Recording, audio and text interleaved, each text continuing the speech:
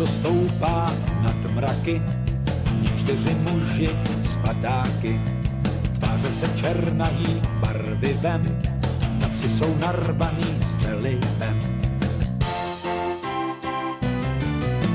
Překrásný noci se vznášejí tmou a jen 3 padáky se otevřou. K zemi se řídí jeden z nich, skok poslední z posledních. Vešla smrtka dál bez pozvání, z kosou ve vaku.